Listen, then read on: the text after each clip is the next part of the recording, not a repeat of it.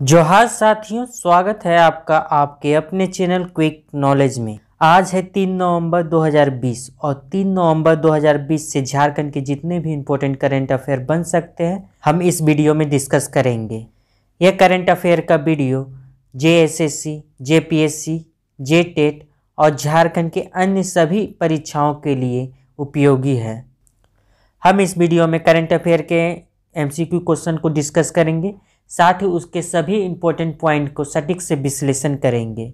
इससे क्या होगा, आपको वह प्रश्न लंबे समय तक याद रहेगा, जिससे कि आप एग्जाम में उस प्रश्न को सही करके आएंगे। तो चलिए आज का वीडियो शुरू करते हैं। पहला प्रश्न है, राष्ट्रीय आदिवासी धर्म समन्वय समिति राष्ट्रीय आदिवासी धर्म समन्वय समिति की बैठक में झारखंड के 32 आदिवासी समुदायों ने सरना धर्म कोड के स्थान पर किस धर्म कोड का प्रस्ताव पारित किया। राष्ट्रीय आदिवासी धर्म समन्वय समिति द्वारा सरना धर्म कोड के स्थान पर किस धर्म कोड का प्रस्ताव पारित किया गया, यह इस प्रश्न में आपसे पूछा जा रहा है। तो इस प्रश्न का सही उत्तर होगा सी, आदिवासी धर्म कोड। सरना धर्म कोड के स्थान पर आदिवासी धर्म कोड का प्रस्ताव पारित किया गया राष्ट्रीय आदिवासी धर्म समन्वय समिति के 32 आदिवासी समुदायों द्वारा। तो ये आपको ध्यान में रखना है। चलिए आइए देखते हैं इस प्रश्न के कुछ इम्पोर्टेंट पॉइंट को। राष्ट्रीय आदिवासी धर्म समन्वय समिति की राज्य स्तरीय बैठक में इस बात की सबकी सहमति बनी कि सरना धर्म कोड पर चल रही राजनीति अनुचित है, क्योंकि किसी देश में किसी पूजा स्थल के नाम पर धर्म या धर्म कोड नहीं है। किसी भी देश में किसी पूजा स्थल के नाम पर धर्म या धर्म कोड नहीं है। इसलिए बैठक में शामिल 32 आदिवासी समुदायों ने सर्वसम्मति से सरना धर्म कोड के मांग को खारिज कर आदिवासी धर्म कोड के प्रस्ताव को पारित किया। ये आपको ध्यान में रखना है। सरना धर्म कोड के मांग को खारिज कर आदिवासी धर्म कोड के प्रस्ताव को पारित किया। इस पॉइंट को आपको ध्यान में रखना है। आपको पता होना चाहिए कि आदिवासियों के पूजा स्थल को सरना कहा जाता है। आदिवासियों के पूजा स्थल को सरना कहा जाता है। तो आपको ध्यान में रहेगा, राष्ट्रीय आदिवासी धर्म समन्वय समिति द्वारा आदिवासी धर्म कोड की प्रस्तावना को पारित किया गया है सरना धर्म कोड के स्थान पर। पिछला प्रश्न भी काफ़ी इम्पोर्टेंट था, यह भी प्रश्न काफ़ी इम्पोर्टेंट है। इन दोनों प्रश्नों को आपको खास तौर पर ध्यान में रखना है। यह प्रश्न है, झारखंड सरकार वित्तीय वर्ष 2020-21 में कितने लाख हेक्टेयर में रबी फसल उगाने का लक्ष्य रखा है। झारखंड सरकार वित्तीय वर्ष 2020-21 में कितने लाख हेक्टेयर में रबी फसल लगाने का लक्ष्य रखा है। तो इस प्रश्न का सही उत्तर होगा सी, 12.51 लाख हेक्टेयर। 12.51 लाख हेक्टेयर में रबी फसल लगाने का लक्ष्य रखा गया है झारखंड सरकार द्वारा वित्तीय वर्ष 2020-21 में। तो ये आपको ध्यान में रखना है। रबी फसलों का इमेज आप अपने स्क्रीन में देख पा रहे हैं। चलिए देखते हैं इस प्रश्न के इम्पोर्टेंट पॉइंट को। कृषि विभाग इस बार 12.51 लाख हेक्टेयर में रबी फसल लगाने का लक्ष्य रखा है, जो कि पिछले वर्ष की तुलना में 7% अधिक है। इस बार 12.51 लाख हेक्टेयर में रबी फसल लगाने का लक्ष्य रखा गया है, जो कि पिछले वर्ष की तुलना में 7% अधिक है। रबी फसल जाड़े के प्रारंभ में यानी नवंबर में बोई जाती है और गर्मी के प्रारंभ में यानी अप्रैल में काट ली जाती है। तो ये आपको ध्यान में रखना है। रबी फसल नवंबर में बोई जाती है और अप्रैल में काट ली जाती है। आपको पता होना चाहिए कि रबी फसल में गेहूँ, चना, मटर, सरसों, आलू आदि आते हैं। आपको पता होना चाहिए कि रबी फसल में गेहूँ, चना, मटर, सरसों, आलू आदि आते हैं, जैसा कि आप इमेज में देख पा रहे होंगे।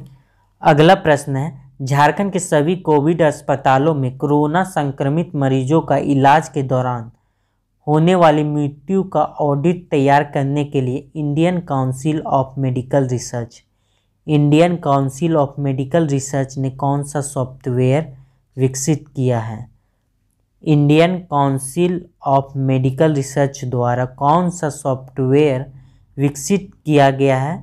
किस लिए? कोरोना संक्रमित मरीजों के इलाज के दौरान होने वाली मृत्यु का ऑडिट तैयार करने के लिए। तो इस प्रश्न का सही उत्तर हो जाएगा बी, ईमार। ईमार नाम का सॉफ्टवेयर विकसित किया गया है Indian Council of Medical Research द्वारा। Indian Council of Medical Research द्वारा कौन से नाम का सॉफ्टवेयर विकसित किया गया?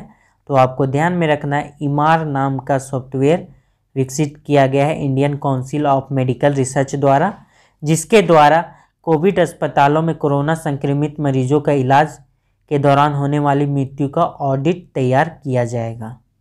चलिए देखते हैं इस प्रश्न के इम्पोर्टेंट पॉइंट को। राज्य के सभी कोविड अस्पतालों में कोरोना संक्रमित मरीजों का इलाज के दौरान होने वाली मृत्यु का ऑडिट तैयार किया जाएगा। सभी कोविड अस्पतालों में कोरोना संक्रमित मरीजों के इलाज के दौरान होने वाली मृत्यु का ऑडिट तैयार किया जाएगा। इससे मरीजों की मौत का वास्तविक कारण का पता लगाया जा सकेगा, साथ ही यह भी पता चलेगा कि मरीजों को सही इलाज दिया गया या नहीं। इसके लिए Indian Council of Medical research ने ईमार नाम का एक सॉफ्टवेयर विकसित किया है। तो ये आपको ध्यान में रखना है, Indian Council of Medical Research द्वारा ईमार नाम का सॉफ्टवेयर विकसित किया गया है।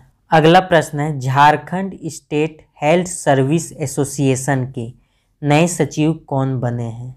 Jharkhand state health service association के नए सचिव कौन बने हैं? तो इसका सही उत्तर हो जाएगा D, doctor Bimlesh Singh. Doctor Bimlesh Singh Jharkhand state service association के सचिव बने हैं। Jharkhand state health service association के सचिव पद के लिए हुए चुनाव में डॉक्टर बिमलेश सिंह ने जीत दर्ज की है। अगला प्रश्न है, झारखंड के किस जिले में 2 से 4 नवंबर तक गंगा तट पर उत्सव मनाया जा रहा है? झारखंड के किस जिले में 2 से 4 नवंबर तक गंगा तट पर उत्सव मनाया जा रहा है? इस प्रश्न में गौर कीजिए, आपको दिख रहा है गंगा तट पर उत्सव मनाया जा रहा है। आपको पता होना चाहिए कि झारखंड के एकमात्र जिला जिससे गंगा नदी होकर गुजरी है वह है साहिबगंज। तो गंगा तट साहिबगंज में ही होगा। तो इस प्रश्न का सही उत्तर होगा ए, साहिबगंज। साहिबगंज में 2 से 4 नवंबर तक गंगा तट पर उत्सव मनाया जा रहा है।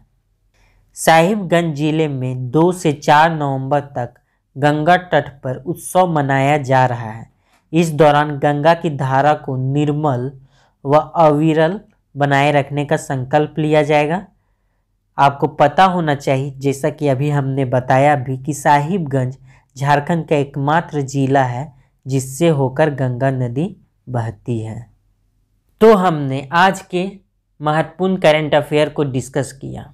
कल हमने आपसे एक प्रश्न पूछा था जिसका जवाब आपसे हमने कमेंट बॉक्स पर मांगा था।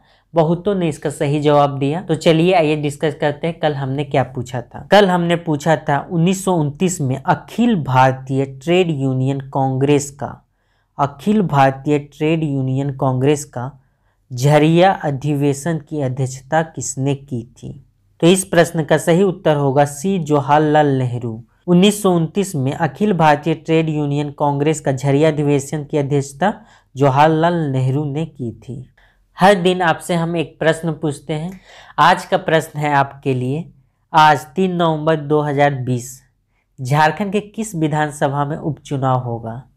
आज झारखंड के किस विधानसभा में उपचुनाव होगा, इसका जवाब आपको देना है।